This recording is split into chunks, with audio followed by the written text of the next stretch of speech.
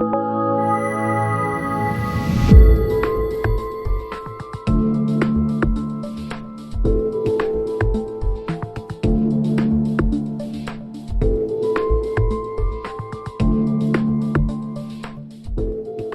es un tema, el más complicado en ética, ¿sí? Esto es en positivo, es decir, la titulé Cuidar cuando no es posible curar, porque a veces nos hacen pensar que lo único que podemos hacer ante un paciente ya muy complicado son dos posibilidades. O lo eutanasio, y entonces en un extremo está la eutanasia, o lo distanasio. ¿Sí? Hay otros sinónimos para distanasia. La distanasia se llama también ensañamiento terapéutico, o se puede llamar también obstinación terapéutica o encarnizamiento terapéutico. ¿Sí? Entonces, a veces nos hacen pensar que o lo que haces va a distanasiar o lo que haces va a eutanasiar. Y no.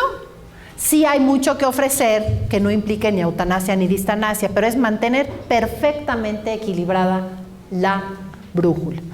Entonces esta decisión, este es el modelo ético más difícil, porque fíjense, en el tema del aborto es sí o no abortar, ¿no? Sí o no hacer clonación, como que un extremo está bien y el otro no está bien, eso es muy fácil. Pero este es el tema más complicado en ética, pero se los voy a explicar de manera muy objetiva, sencilla, que les ayude a ustedes, ¿sí? Bien, la que sigue. Primero, ¿de dónde sacamos nuestra información en el tema? Hay mucha ignorancia en el tema, todavía algún tema como el aborto, pues hay más libros, se estudia más, se habla más. Pero ¿de dónde acabamos sacando nosotros nuestra información? Bueno, ahí está por un lado Holanda, primer país donde se legaliza la eutanasia. Después está la película de Mar Adentro, no sé si la vieron, pero es de un cuadripléjico, San Pedro, ¿verdad? Que toda la película se despide de todos sus amigos. Entonces va tomando cafecito con todos. Y los últimos 5 minutos es la escena de un doctor le acerca un vasito con su pócima letal, él inspira profundamente, se acerca al popote y ¡paz! ¿No? Y entonces lo que nos mueve mucho es el sentimiento y una corriente que se llama liberal. Y entonces salimos de la película diciendo, ¿qué tiene de malo? Él quiso. No dañó a nadie. Ese es un enunciado liberal radical. Casi justificamos porque él quiso, igual a bien. ¿No? Después otros casos más reales, pero mediáticamente manejados también muy en un sentido liberal. No sé, a lo mejor ustedes estaban muy jovencillos todavía, por supuesto no estaban en la carrera de medicina, pero no sé si se acuerdan del caso de Terri Schiavo, esta chica de Miami. Bueno, pues Terri Schiavo vivió su agonía más o menos al mismo tiempo que Juan Pablo II. Si Juan Pablo II se murió en el ¿qué? ¿2005? Pues ya va a ser casi 10 años. O sea, hace 10 años pues ustedes todavía no se enteraban de muchas noticias. Bueno, este caso consiste en lo siguiente. Es un caso real, una mujer en Miami se somete a una dieta espantosa, cae en paro y a sus 25 años la sacan de manera más o menos rápida del paro, esperan que pues, no va a tener ninguna consecuencia neurológica y queda con daño cerebral. Por supuesto estarán de acuerdo conmigo, nada más con la fotografía, que esta mujer no está en coma. ¿Están de acuerdo? Esta mujer tiene una manera, cuando menos, de relacionarse de mirada con su mamá. Probablemente no puede echarse un discurso, no puede hablar, pero esta mujer no está en coma. ¿Sí? Y entonces, el marido, que ya está harta de cuidarlo, porque estaba casada, ¿verdad? Que probablemente ya tiene otro modelito, ¿verdad? Ese paquetón que tengo. Y entonces apela a la corte y dice, mi esposa no le gustaría vivir así. Preferiría no vivir así, entonces apela para que le concedan la eutanasia. Y por el otro lado, los papás entran rápidamente a la corte y dicen, nosotros conocemos bien a nuestra hija desearía que la siguiéramos cuidando. Si este cuate ya no quiere, déjenmela a mí, yo la voy a cuidar, ¿no? Entonces, primera instancia de la corte, ganan los papás, no la desconectan de la alimentación, que es donde la querían desconectar. y se va a una segunda instancia de corte. Varios años después vuelven a ganar los papás. ¿Y por qué puede seguir apelando a la corte el marido? Porque ella sigue estando viva, ¿no? Y en la tercera instancia, que es la que más conocemos mediáticamente, es cuando finalmente la corte le da la razón al esposo. Y entonces se procede a pinzar la sonda de alimentación, que tenía una gastrostomía, más por comodidad que porque no pudiera comer por la boca, porque no está en coma, ¿no? Ya podía deglutir con dificultad por el daño neurológico, estaba complicado darle semifauler y pastoso, ¿no? Probablemente se desnutriría, entonces más fácil gastrostomía. En realidad sí podía comer por boca, ¿no? Entonces, le pinzan la sonda, y aunque los papás hayan sentido que esta fue una decisión injusta, ¿pueden apelar? No, porque ya no existe el derecho fundamental, que es la vida. Es decir, si ya la mataron, pues ya que apelan los papás. Abajo de la vida está la libertad, está la salud, está la justicia y todo. Es decir, todos estos valores puedo gozar de ellos si estoy vivo. Si no estoy vivo no puedo gozar. Pero finalmente, ¿cuál fue el sentir que dejaron mediáticamente? Un problema de libertades. Primera bronca, ella a los 25 años no pensó que iba a encontrarse así. Entonces nunca le dijo a nadie, ni hizo su testamento vital, de qué quería que sucediera si ella quedaba así. Y los que podían saber qué quería, pues tenían puntos de vista distintos. Entonces casi nos hicieron sentir que era un problema de libertad. Es un problema más profundo, ¿verdad? Después está $1 Million Baby, que el grave problema de esa película es que otra vez la película se resuelve en los últimos 5 minutos, ¿no? Es la boxeadora que queda cuadripléjica porque se pega en un banquito, pero que luchó como bárbara para llegar a ser la mejor boxeadora. Pero una vez que está cuadripléjica, pierde sentido su vida, entonces ya no tiene ánimo de vivir. Entonces le pide a su entrenador que la eutanasie. Y el entrenador hace 2 cosas. ¿Se acuerdan cuáles eran? Quita el ventilador y da una inyección letal.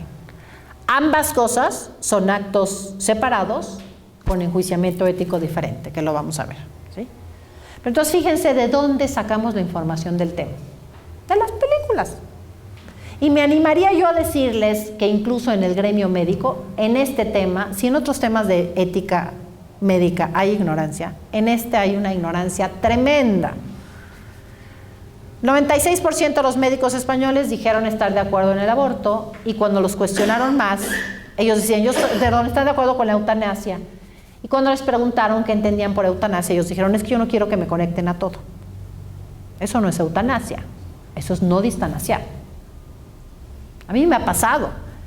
Médicos que a un paciente ya grave lo sacan 2 veces del paro, ¿verdad? La brújula se está haciendo hacia la obstinación terapéutica.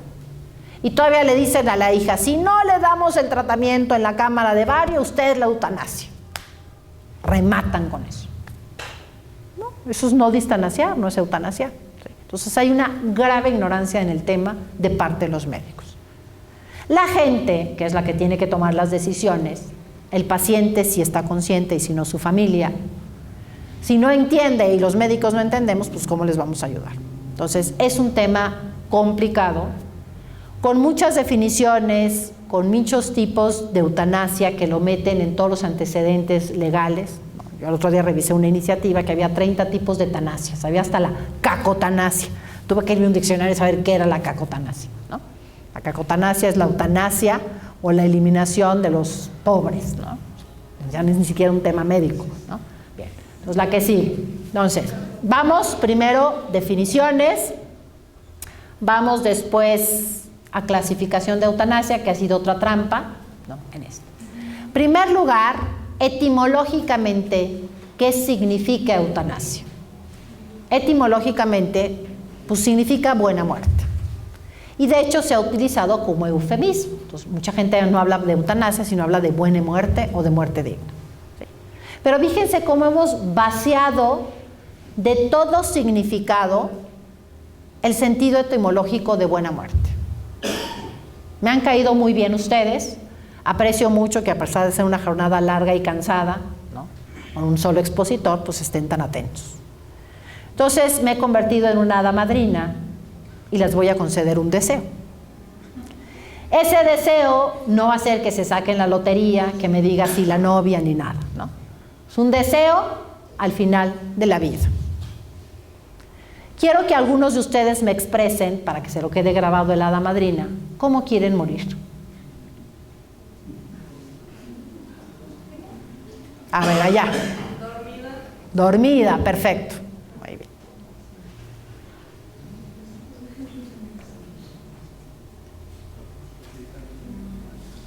Yo también dormido, ¿verdad? En dormido me incluyen sin dolor. No, dormido sin dolor, ¿verdad? ¿Quisieras ahí en la calle botada o acompañada en tu casa? Ok, pues pídanle todo. Mientras sea al final de la vida, no tiene límite lo que yo les puedo conceder. Bien. Ok, en tu casa, en tu cama. ¿Quieren muy prolongada la agonía o lo quieren de rapidito? Rapidito, casi como dices, ¿no? Que me duerma y no despierte. Bien, sigue anotando el hada madrina. ¿Alguien más me quiere compartir? Porque si algo tenemos asegurados todos, es que nos vamos a morir algún día. Entonces aprovechen la oferta del hada madrina. Fíjense, ese es el verdadero sentido de eutanasia. Tener una buena muerte. Nadie nunca me ha expresado, yo quiero que me maten de hambre. Uno solo sí me ha expresado que quería morir con mucho dolor. Y dije, wow, ¿no? Uno solo me dijo, doctora, yo quiero morir con mucho dolor. Y resulta que era un religioso, estaba en el seminario. Y me dije, oiga, ahora sí usted a la hada madrina la sacó de onda. Y entonces esta fue su reflexión. Él me dijo, mire, como de todas maneras tengo que pasar por el purgatorio, y allá voy a estar solito, mejor purgo aquí todas mis faltas, con mucho dolor, bien acompañadito y a lo mejor con mi analgésico, y ya paso directo. Sí, pues qué inteligente, a mí no se me había ocurrido. Pero en el hedonismo en el que vivimos, pues todos pedimos sin dolor. Pero bueno, el hada madrina les concede. Pero fíjense, ese es el verdadero sentido de eutanasia. Y ahorita vamos a ver lo que significa eutanasia. Entonces nadie me dijo, yo quiero que me pincen la sonda de alimentación. Porque eso no iría contra que sea rápido. Si ustedes dejan de alimentar pero hidratan, ¿cuánto sobrevive un cuerpo humano? ¿Como 5 meses? Sin comer, pero hidratado. ¿Qué? ¿Un mes? No. Más o menos entre 14 y 16 días, se conoce bien. Si está hidratado, pero no alimentado. Si ni siquiera está hidratado ni alimentado, es mucho más rápido, 5 o 6 días.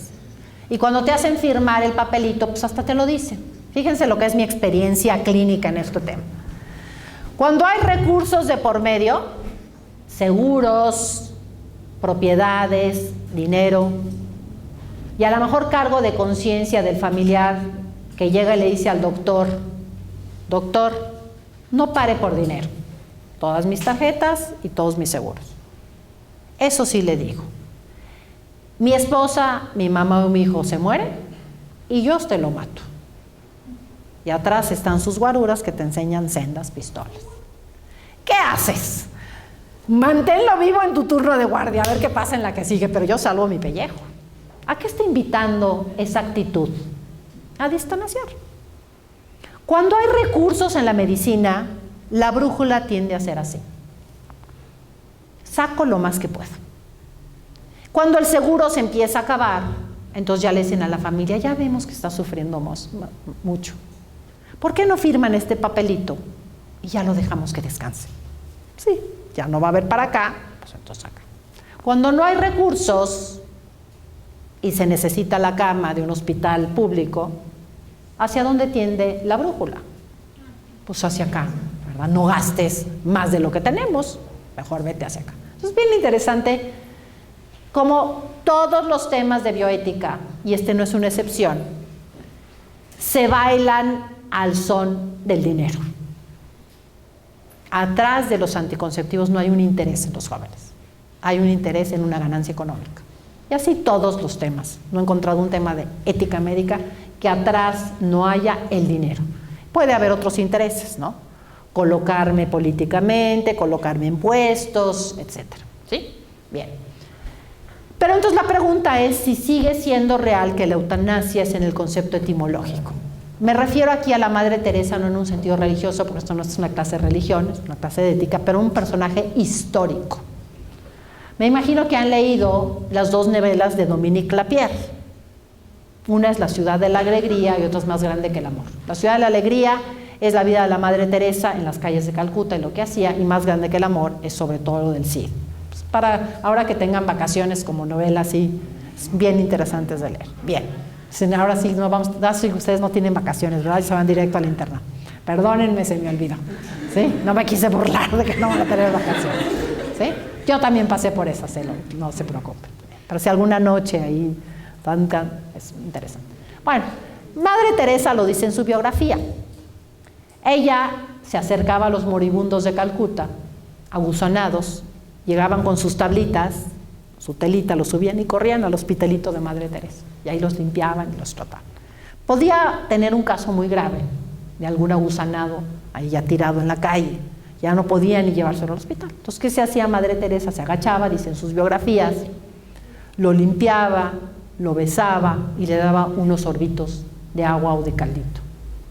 Ese moribundo abría los ojos y decía: por estos últimos 5 minutos ha valido la pena mi vida como gusano. Ese es el verdadero sentido de una buena muerte, en su sentido etimológico. Pero ahora el mundo, ¿qué nos presenta como eutanasia? Nada de lo que le pidieron a la hada madrina.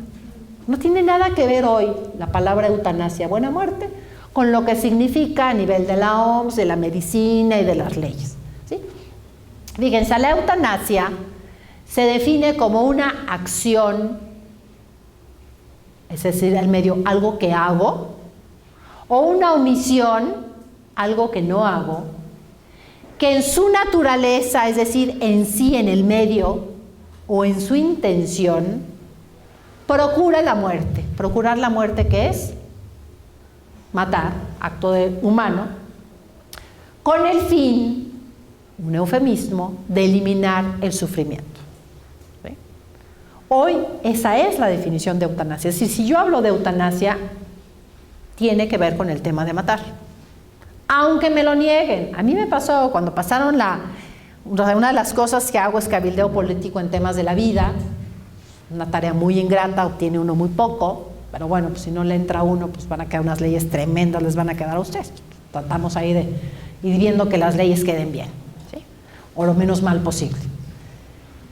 Y me acuerdo que cuando pasaron la de voluntad anticipada en el Distrito Federal, yo le dije a uno de los diputados: oiga, usted está permitiendo un tipo de homicidio. No, doctora, no tiene nada que ver con el homicidio. Entonces le digo: después de unos antecedentes complicadísimos, aquí está el articulado.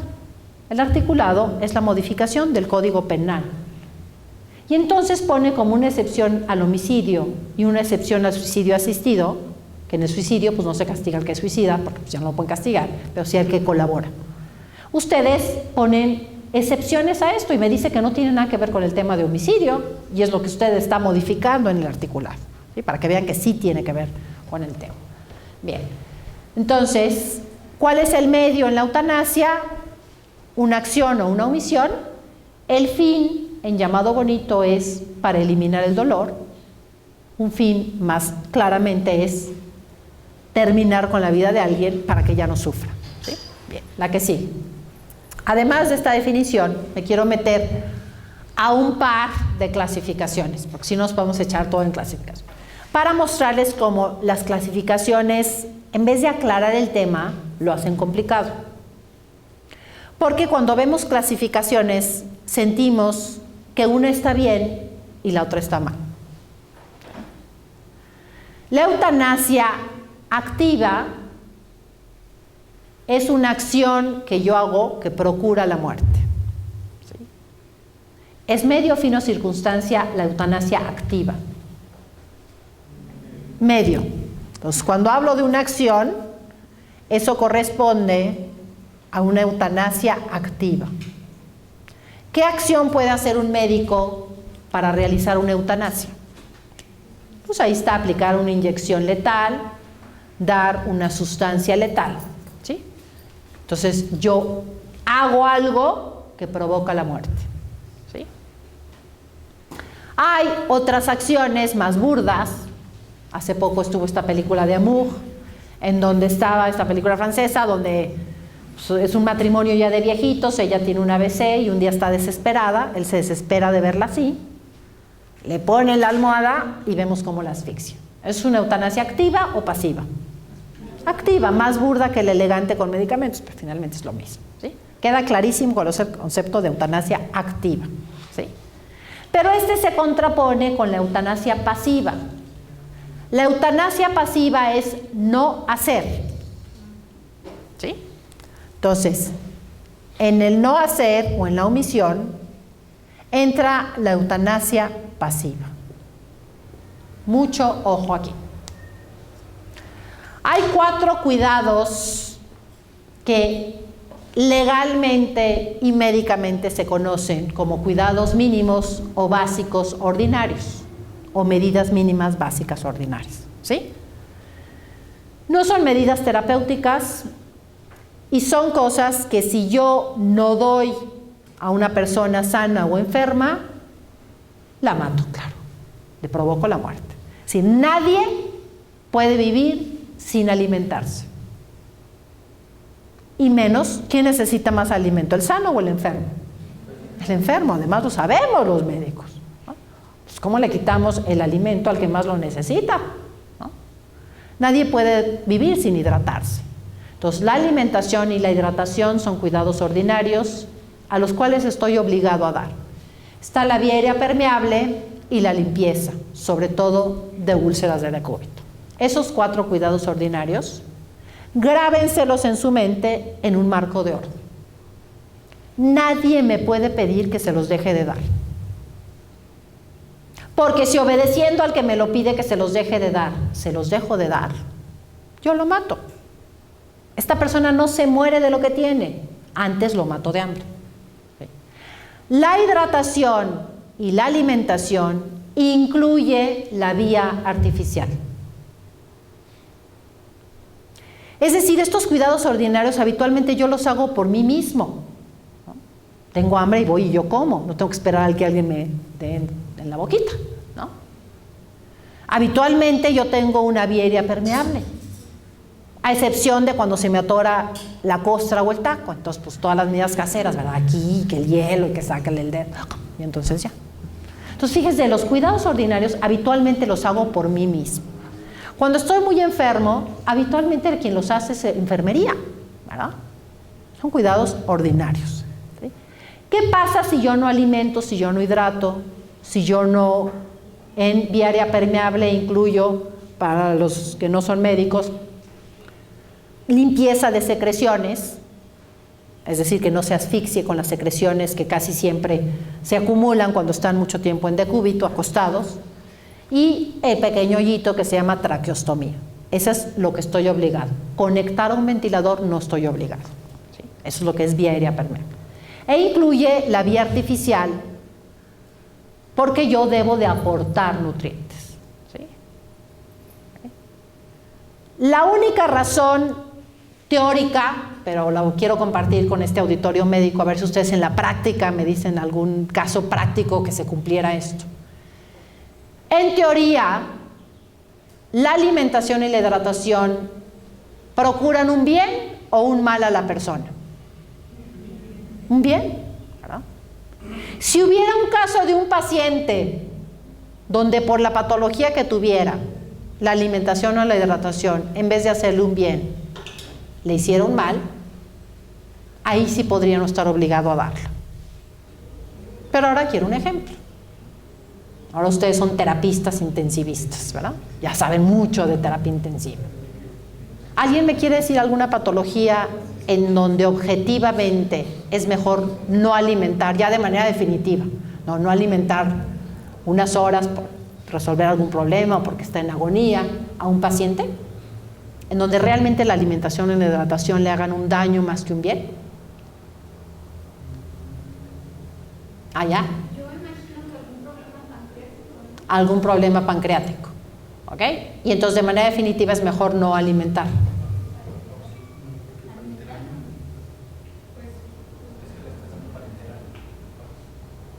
Ok, acá sugiere el compañero, ¿la alimentación parenteral le seguiría dañando?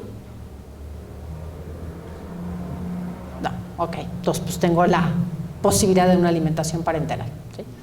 Créanme que en mi maestría de ciencias médicas he tenido a los mejores intensivistas de México y les he soltado la pregunta. Y todos me han dicho, doctora, pues en teoría suena lógico que si le causa más daño la alimentación o la hidratación que bien, pues sería objetivo que pues, hay que buscar el bien de una persona, ¿no? En la realidad, no encontraron concretamente un caso donde efectivamente hiciera más daño que bien. Pero ahí está ese concepto para que lo tengan ustedes. Entonces, en general, siempre alimenten e hidraten a sus pacientes. Escena. Voy a ver al chiquito con trisomía no sé qué a un cunero. Lo estoy viendo. Y mientras veo en el cunero de al lado, uno, cianótico, que en cada respiración digo, este tiene un problema cardíaco impresionante. Y entonces le digo a la enfermera, oiga, ¿qué tiene este niño? No, doctora, pues tiene un ventrículo único. Oiga, ¿y qué le van a hacer? No, pues nada, doctora, pues no le podemos hacer nada, no, sería solo un trasplante cardíaco, pero no hay, no sé qué. Y entonces digo, oiga, ¿y de qué se va a morir el chiquito? Ay, doctora, pues de su cardiopatía, ¿no? Y entonces yo ya me fijé y le digo, ay, ¿cada cuánto come mi paciente? No, doctor, es comeloncísimo, a veces cada 3 horas. ¿Y aquel hace cuánto nació? No, pues nació ayer. ¿Y cada cuánto come? No, doctora, pues no le podemos dar biberón, se pone más cianótico, ¿no? Oiga, ¿y por dónde le está dando de comer? No, pues no le estamos dando de comer. Entonces digo, ¿y entonces de qué se va a morir? No, pues doctora, de su cardiopatía. Oiga, no, yo creo que antes de que se muera de su cardiopatía, usted me lo va a matar de hambre. Porque, a ver, ¿cómo explica pediátricamente que este come cada 3 horas y este pueda pasar 24 horas sin alimentación? Hable usted con su médico. Y casi siempre al día siguiente pues tiene su onfaloclisis, su sovenuclisis, y entonces la enfermera se queda tranquila que ese chiquito realmente se murió de hambre. Entonces, siempre, sin importar el estado de salud de un paciente, no lo podemos privar de esto. Además, tiene un fuerte significado que humaniza la nutrición. Buscar darle a alguien de comer implica darle el mensaje de me importas. Dejar que alguien no coma significa ya me vales, abuelito. Ya. No es solamente un sentido de tantas calorías, es un sentido de que el paciente comprende que le importa a alguien. Y la razón número 1 en todos los países donde está legalizada por la cual se pide eutanasia no es por el cáncer tipo tal, es depresión. Y ahí hay que ser muy astutos. Yo les digo a los intensivistas, yo estoy de acuerdo en que tienes que tener tus reglas en terapia o tal. Pero si de por sí tu paciente no come y estuviera consciente o está en un cuarto, pues ingéniate un poquito más, deja que esté el familiar, deja que le haga avioncito, siéntate tú, sale avioncito. Y hay veces pues, hay que hablar más duro con los pacientes. Oiga, señor Pedro, ya me dijeron que usted no quiere comer. Mire, es que de todas maneras me voy a morir de cáncer. ¿Sí? Ahí sí nadie lo puede cambiar ya. Si ya no lo puede cambiar, pues ya no lo puede cambiar. Pero usted no me puede hacer cómplice que yo lo mate de hambre. Ahí sí no me pida que sea cómplice. Entonces, discúlpeme. Si usted no come por su boca, pues le vamos a tener que poner una sonda nasogástrica. Y si me la arranco, pues se la volveremos a poner. Y si es necesario hacer una gastrostomía. Mejor dígame usted qué quiere para comer a gusto. A ver si se lo puedo conceder como el hada madrina. Y entonces cambia totalmente la actitud del paciente. Un paciente que quiere dejar de comer es un paciente que les está gritando me estoy deprimiendo. Necesito más presencia en mi familia, necesito un poquito más de comprensión, que no me traigan ese caldo horrible. Imagínense la escena, llega el de las charolas, se la avienta. No hay nadie con el pobre no puede ni acercarse a la cuchara. Llega la enfermera, ¿qué? ¿No ha comido? Pues allá usted, al rato se van a llevar su charola y además ya se le enfrió. Y finalmente llega Malgenido, el de las charolas, y sopa, se la arranca. Y reportan, no quiso comer el paciente. Yo simplemente les digo a ustedes, a ver, cuando llegan tarde, por estar estudie y estudie y estudie, si su mamá les mandó un mensajito, en el refri hay comida, cena, ¿qué haces? Pasas por el refri y te duermes sin comer. Pues qué flojera estar yo ahí haciéndome. Si llegas y hay un sándwich, puede que te lo comas. Pero si está tu mamá o tu hermano o tu novia esperándote para acompañar a cenar, cenas porque cenas. y estamos bien sanitos. ¿Cómo va a ser diferente con nuestros pacientes? Entonces acuérdense que la medicina tiene una parte técnica y científica, pero tiene una parte de arte. Somos unos grandes artistas los médicos. No somos nada más técnicos y científicos. Eso es una visión muy sociobiologista de la medicina. Yo soy un técnico que aplico X técnicas que me han enseñado y todo lo demás me vale un cacahuate, ¿no? ¿Sí? Entonces, la alimentación y la hidratación no solamente dan un aporte calórico necesario, vital, sino tienen un fuerte significado hacia el paciente. Sean un poco más ingeniosos y no colaboren ni autoricen que alguien los haga cómplices de matarlos de hambre o de sed, ¿sí? Entonces, incluye la vía artificial. Incluso muchas veces en la vía artificial se da por comodidad, ¿no? Entonces, cuando alguien me dice, oiga, doctora, al abuelito le podemos pinzar la sonda, mi siguiente pregunta es, ¿de qué es la sonda? Si es una sonda que alimenta o hidrata, de ninguna manera. ¿Sí? Si es una sonda de cualquier otra cosa que no está aquí, lo podemos someter a proporcionalidad, que ahorita les voy a enseñar. Bien. Limpieza es lo mismo, vía permeable, ya les especifiqué qué es. ¿Ok? Entonces, estos 4 cuidados ordinarios jamás, independientemente del estado de un paciente, los puedo interrumpir. Si los interrumpo, es una eutanasia pasiva siempre. Aquí no están los antibióticos, aquí no están los analgésicos, aquí no está la quimioterapia, aquí no está el trasplante de mitocondria 58, aquí no está cualquier terapéutica complicada, ¿no? Entonces, todo lo que no está ahí, podría yo llegar a suspenderlo tranquila y éticamente. Les voy a enseñar cómo se hace un juicio de proporcionalidad. Son muy pocas cosas las que son obligadas, ¿sí? Todo lo que no está ahí, por ejemplo, un ventilador no está ahí, un ventilador no es vía aérea permeable. Un ventilador ya puede ser sometido a proporcionalidad. Entonces hay 2 formas de eutanasia pasiva. La que es 100% siempre eutanasia pasiva, suspender alguna de estas cosas.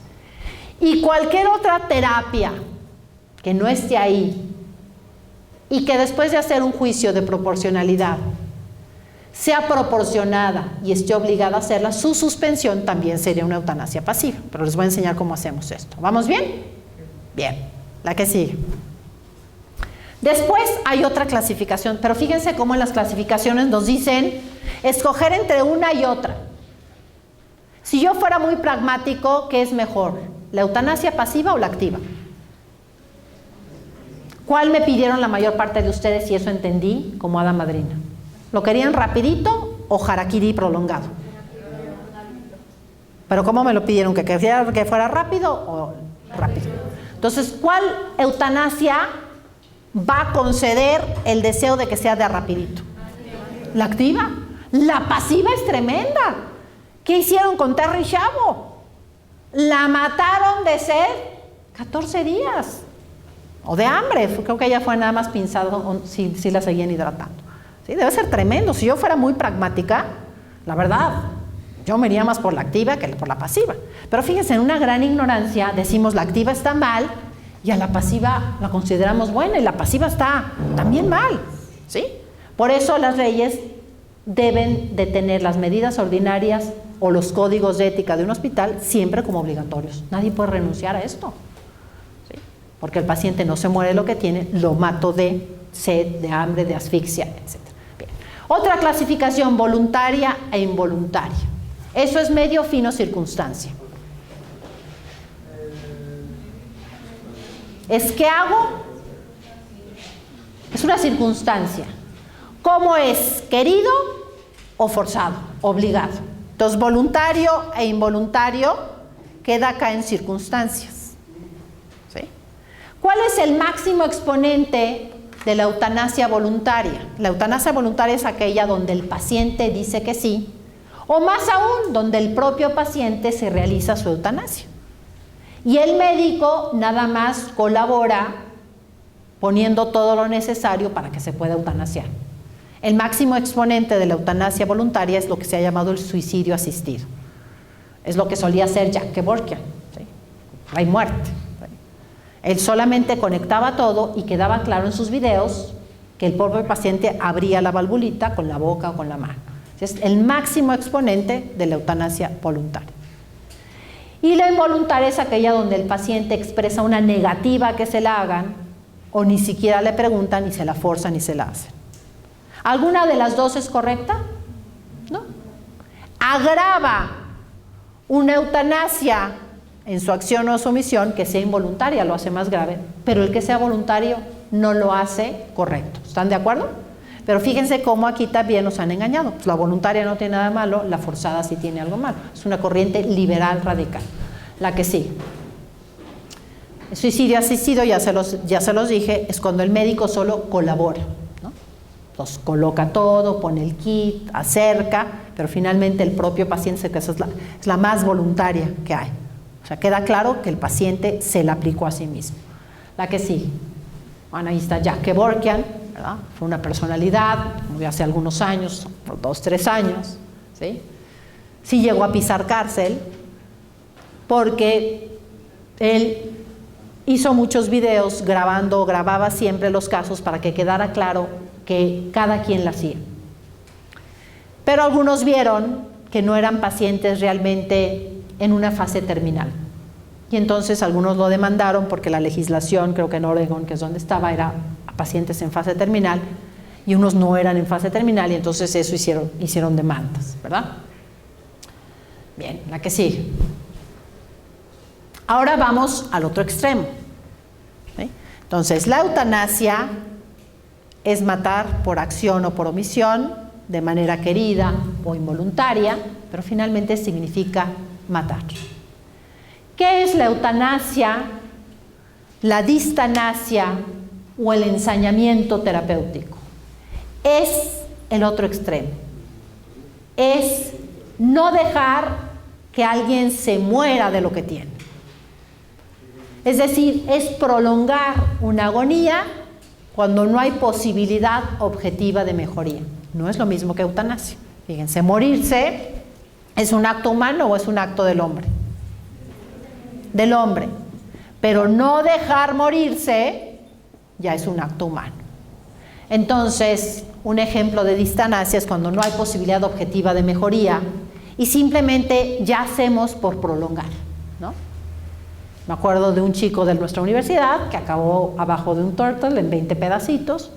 Los papás lo recogieron, lo llevaron al hospital, sobrevivió 3 semanas, en las cuales le hicieron 20 cirugías. ¿Y cuál creen que fue la primera cirugía? De cara, porque había quedado desfigurado, cuando nunca recobró estado de conciencia, ¿verdad? Después le arrancaron tal órgano y tal otro, y le hicieron, y finalmente, ¿no? Eso es un ejemplo típico de distanasia, ¿sí? Solamente prolongó una agonía, ¿no? Entonces, a veces puede ser complicado, porque no hacer puede ser correcto, porque es no hacer cosas que distanacien, ¿no? Es decir, regresar la brújula acá. Pero puede haber no haceres que sean una eutanasia pasiva. Y entonces les tengo que enseñar cómo perfectamente y claramente se hace un juicio de proporcionalidad. ¿Queda claro las definiciones? ¿Sí? Entonces, cuando alguien dice, yo no quiero que me hagan todo, hay que ver qué significa no quiero que me hagan todo. ¿Sí? Habrá cosas dentro de eso que yo estoy obligado a hacer. Y habrá cosas que objetivamente, probablemente, ni siquiera estoy obligado a hacer. ¿Sí? Bien, la que sigue. Entonces, a veces la distinción o la rayita entre un no hacer como eutanasia pasiva puede ser muy difícil de verse con un no hacer como una decisión de evitar el ensañamiento terapéutico. ¿Sí? Entonces, paso número 1, ya lo hicimos. ¿Quedan clarísimas las definiciones? Bien, ok. Entonces ahora los voy a guiar de la mano. ¿Qué tengo que hacer con un paciente objetivamente cuando está en estas situaciones complicadas, ¿verdad? Cuando son pacientes que ya han pasado mucho tiempo en una terapia, que por cierto, los médicos hablamos de enfermos terminales o de enfermedades en fase terminal. ¿Cuál es el término médico? Enfermedades en fase terminal, eso es objetivamente lo que podemos determinar los médicos. Y entonces tú dices, este cáncer está en fase terminal porque objetivamente la biopsia es así, los ganglios comprometidos son así, las metástasis son así. Entonces es una cuestión objetiva. En cambio, las legislaciones y el tema nos habla de pacientes terminales, que es bien difícil de definir para el médico, de determinarlo. Paciente terminal se ha definido como el que tiene una enfermedad incurable, ¿no? Pues hay enfermedades incurables que no son terminales. Como un paciente con una enfermedad incurable que se prevé que va a vivir menos, al principio dijeron de 12 meses, después de 6, después de 1. ¿Sí? Es bien difícil pronosticar cuánto tiempo va a vivir cada quien. Entonces, objetivamente, para los médicos nos queda muy claro hablar de enfermedades en fase terminal. Pero la legislación y la cultura nos obliga a meternos a un terreno muy difícil de definir en la medicina, que es el enfermo terminal. ¿Sí? Bien. Entonces, ¿qué podemos hacer ante estos pacientes? La que sigue. Parece un trabalenguas, yo así lo aprendí hace varios años y me parece muy pedagógico, aunque ahorita les parezca muy complejo. Fíjense. En primer lugar, yo debo de hacer todo lo posible por mis pacientes. En segundo lugar, debo de hacer lo mejor posible. Y en tercer lugar, debo hacer solo lo posible. ¿Sí? Parece trabalenguas, pero vamos a ir uno por uno despacito. Bien. La que sigue. ¿Por qué yo debo de hacer todo lo posible por un paciente? Pues porque soy doctor, ¿no? Esa es mi misión o mi vocación de médico. ¿Por qué la gente corre con su paciente al hospital? Porque sabe que ahí va a encontrar quien le va a hacer todo a su paciente. Ahí va a encontrar al experto. ¿Sí? Ha sido gravísimo que se desvirtúe la vocación médica. Un bombero está para apagar incendios, ¿no? Imagínense que de repente dijeran, por interés legislativo, de repente estos bomberos van a provocar incendios y ya llegan otros y los apagan, ¿no? Entonces el bombero diría, a ver, si yo estoy hecho para apagar incendios, ¿cómo de que de repente yo voy a ser el que los provoque? Pues eso están haciendo con la vocación médica. La vocación médica está hecha para salvar la vida de las gentes, no para terminar con la vida de las gentes, ¿sí? Entonces, por vocación, yo debo de hacer todo lo que pueda por mis pacientes. Porque esa es mi vocación, para eso estudié, para eso voy a estudiar muchos años y voy a seguir estudiando, ¿sí? Eso es lo que me gusta hacer, ¿sí? Segundo lugar, por el valor intrínseco del ser humano. ¿La persona pierde valor porque está enferma? No. Una persona con insuficiencia humana, al que ya tiene insuficiencia renal, insuficiencia cardíaca, ya no digiere, ya no nada, sigue teniendo el mismo valor que el más sano. Entonces, por el valor intrínseco al ser humano, les debo de echar las mismas ganas a todos, ¿sí? Y la tercera, que a veces olvidamos, es por el valor del último instante. ¿Alguien de aquí sabe en un concierto de música clásica qué es el encore? Vuelva a salir. Exacto, que vuelvan a salir y vuelvan a tocar una pieza. Entonces aplauden, sale el director de orquesta, siguen aplaudiendo y entonces repite un movimiento, toca un movimiento de una pieza que no tocó. Es lo que en las rancheras llamamos otra. ¿No? Cuando ustedes van a un concierto, muchas veces dices, estuvo genial, no me acuerdo bien qué cantaron, pero la de otra, bueno, estuvo genial. Ese piloncito de más que me dieron. Lo mismo es la vida de un ser humano. ¿Qué puede pasar si ese chico del Turtle sobrevive 5 minutos más y llega a su papá? Esos últimos 5 minutos le pueden cambiar la vida al papá, porque el papá llega y le dice, hijo mío, te perdono que hiciste pomada a mi Ferrari y que te lo llevaste sin permiso. Él ve que le sonríe y dice, me oyó y supo que lo perdoné. ¡Wow! Ese papá le cambió la vida. ¿Qué puedo yo como moribundo pasar en estos últimos 5 minutos?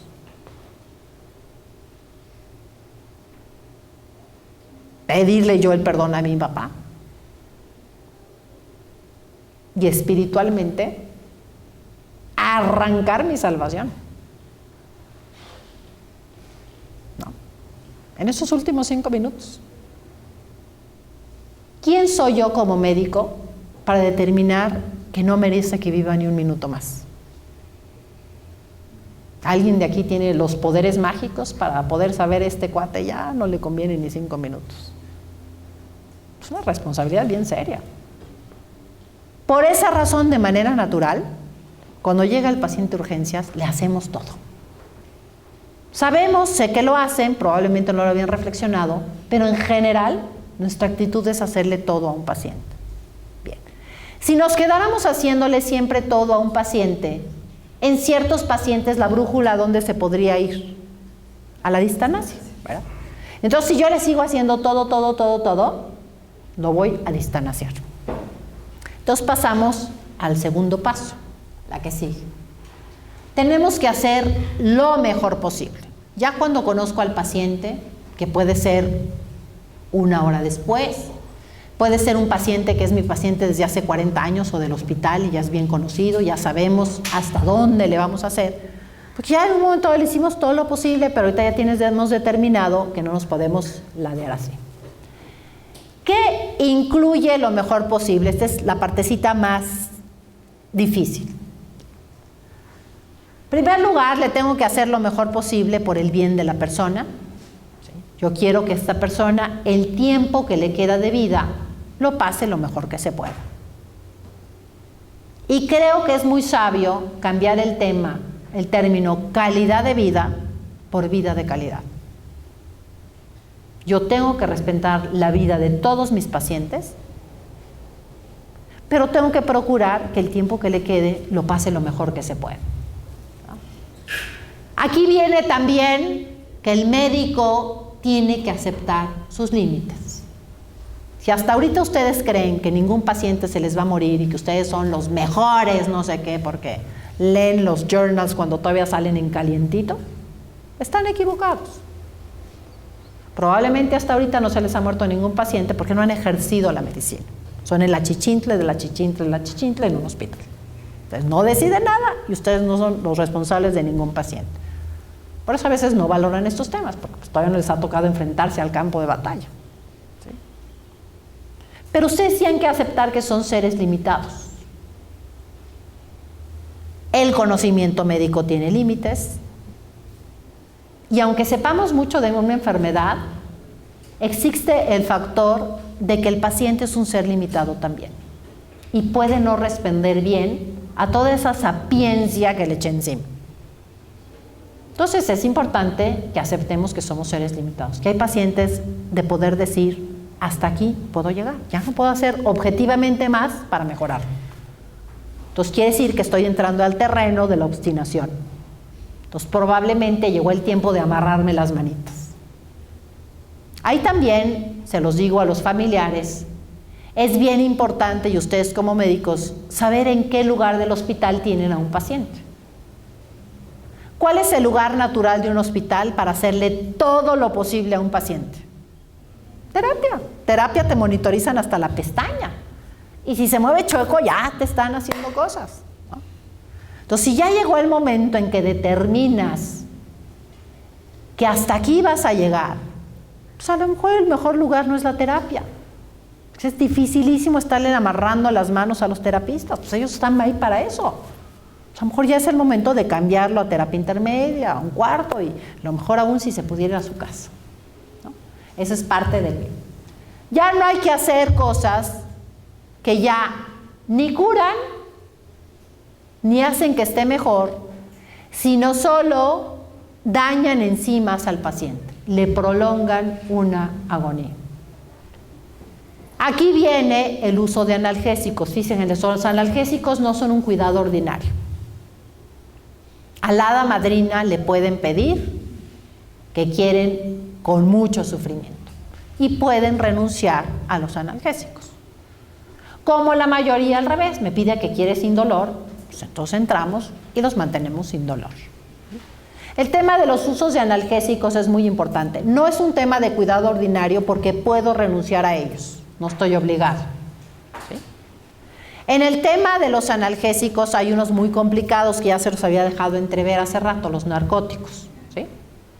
Ustedes saben que prácticamente no hay ningún dolor en la medicina a través de los analgésicos, de los bloqueos, de la sección de seccionar nervios, que no pudiéramos ningún dolor, que no pudiéramos hacer absolutamente nada. Prácticamente todo dolor se puede disminuir de manera importante o se puede quitar, ¿no? Y esa es una labor del médico en lo mejor posible. Si yo trato el dolor, ¿eso prolonga la agonía? ¿Hay algún tratamiento de dolor que prolongue el que viva más un paciente con X enfermedad? No. El uso de analgésicos es lo mejor posible. Por eso se ha metido en otro tipo de cuidados que se llama paliativos. Fíjense, hemos hablado de 3 cuidados. Básicos, que estoy obligado. Cuidados paliativos, que son aquellos que palían, de paliare manta. Es decir, hacen que la persona esté lo mejor que pueda en el estado que está, con el tiempo de vida que le queda. Dado su enfermedad, no porque lo voy a matar, sino dado la evolución de su enfermedad. Ahí están, por ejemplo, los analgésicos. En los analgésicos tenemos 3 escaloncitos de analgésicos farmacológicamente, ¿no? Los más sencillos son los menos potentes, los de menos efectos adversos. El escalón más complicado y que tiene un problema ético importante es cuando llegamos a los más potentes, que son ¿cuáles? ¿Cuáles? Opioides, los opioides, ok. Los narcóticos o los opioides, perfecto. Los opioides, ¿me pueden borrar ahí? Los opioides plantean un problema ético serio. Y voy a ver cuál es el problema ético. ¿Todos los opioides provocan paro respiratorio o hay algunos opioides que no? Todos, perfectamente bien. Entonces fíjense, yo lo que hago es que doy narcóticos o doy opioides, ¿sí?, para disminuir, quitar un dolor, ¿sí? Pero tarde o temprano, esos opioides van a provocar paro respiratorio. Y provocar un paro respiratorio, ¿es morirse o es matar? Es matar, y no nos engañamos. Nos ponemos muy valientemente aquí, matar. Cuando yo doy opioides para manejar un dolor, es indudable que hay un doble efecto. Efecto bueno, efecto malo. Y además hay unas circunstancias que lo hacen especialmente complejo el tema. ¿Los opioides crean adicción o no? ¿Sí? Entonces, además crean adicción, que tiene 2 problemas. La dependencia y la tolerancia. Cada vez voy a necesitar más dosis para obtener el efecto analgésico o de sedación. Es decir, tarde o temprano le voy a pegar a la dosis que lo va a matar. Y objetivamente es así. Y entonces estoy planteando el tema, ¿sí? Entonces crea adicción, crea tolerancia. ¿Cuál es la dosis que lleva paro respiratorio? Es muy individual, ¿no? Hay algunos que en la primera dosis, otros que en la dosis número 20 y otros que ya van en la 25 y como si nada. Es una respuesta muy individual, entonces es bien complicado. Por eso la farmacología que te dice que empieces con qué dosis, con la mínima siempre. Así lo veas gordito, así lo veas muy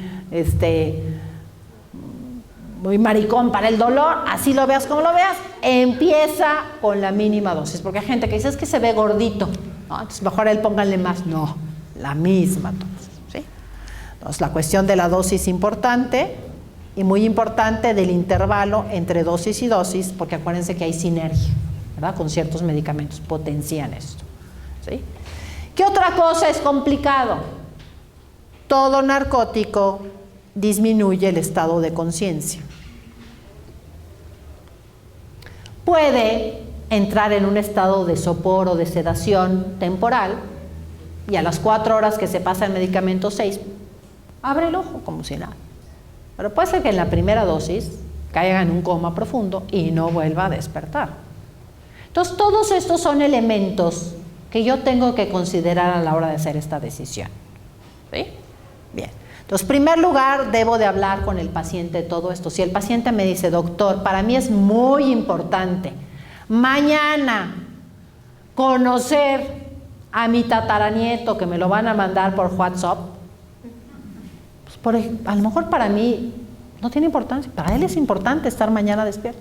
O mañana viene el notario, o mañana voy a hablar con mi hijo que hace 20 años que no veo.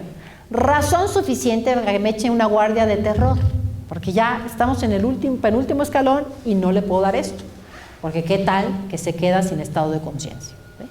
O sea, ahí sería un elemento. Bien, entonces tiene que arreglar primero sus asuntos, ver todo, porque una vez que aplico, pudiera quedar en una falta de estado de conciencia más o menos permanente, ¿no? No lo sabemos. Bien. Una vez que tengo eso, voy a aplicar los principios del doble efecto. ¿Sí?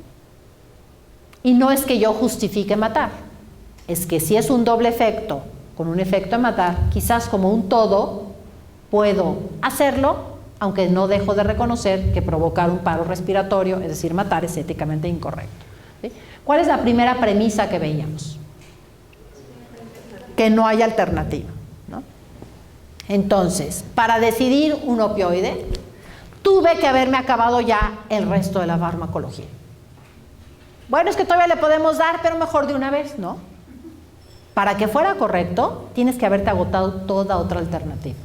No solo incluyo farmacológicamente, sino combinar con bloqueos, anestesias locales, seccionar nervios o lo que se pueda ofrecer. ¿Sí? Debe ser el último recurso.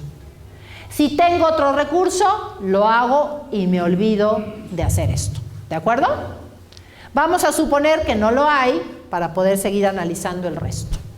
¿Cuál era otra de las premisas que se tiene que cumplir? El efecto bueno debe ser causa del efecto malo. ¿Cómo sé si yo le quiero quitar el dolor y como consecuencia mato?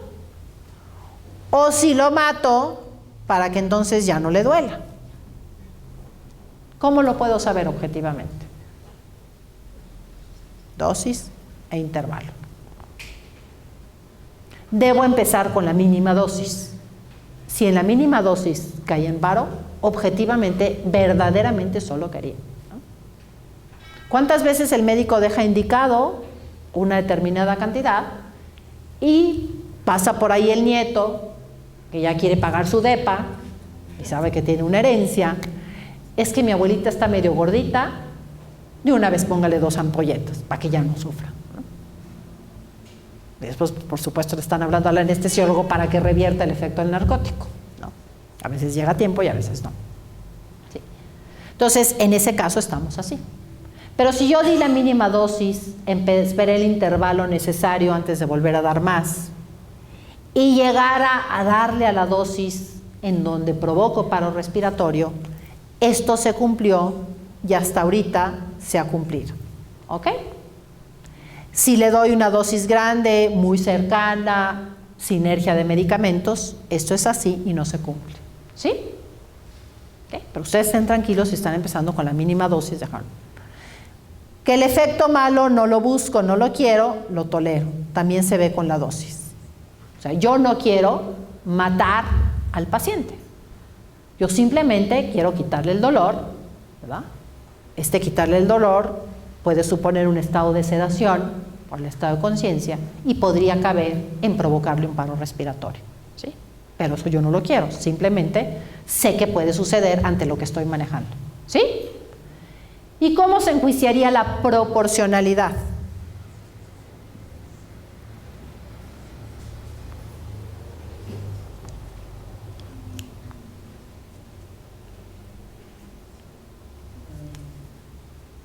El efecto malo es que termino con la vida de este paciente porque le provoco un paro respiratorio. Para que esto sea así, la enfermedad que tiene debe de comprometer su vida.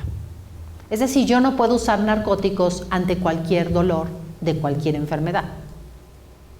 Si alguien me dice, doctora, me van a extraer las muelas del juicio, yo soy súper maricón y pues ya los analgésicos no me hacen nada, mídeme mi pasón de opioide, ¿verdad? Pues yo tendré que decirle qué pena, pero además de que objetivamente hay otras alternativas, esto no se cumpliría. Porque un dolor de extracción de una muela de juicio se resuelve en 48 horas, te lo aguantas tantito y no tengo por qué arriesgar tu vida si lo que tienes no es una enfermedad que comprometa la vida. ¿Ok? Entonces yo no puedo usar narcóticos ante cualquier dolor de cualquier enfermedad. Pero si todo esto se cumpliera, tranquilamente, aunque provocar un paro respiratorio objetivamente significa matar, es parte de un doble efecto y pueden estar ustedes en la tranquilidad de que lo que hicieron fue correcto. ¿Queda claro? ¿Sí? Los elementos son muy claros. ¿Sí? Entonces, no estoy justificando que matar esté bien en el caso de los opioides, sigue estando mal, pero como un todo puede ser éticamente correcto. ¿Sí?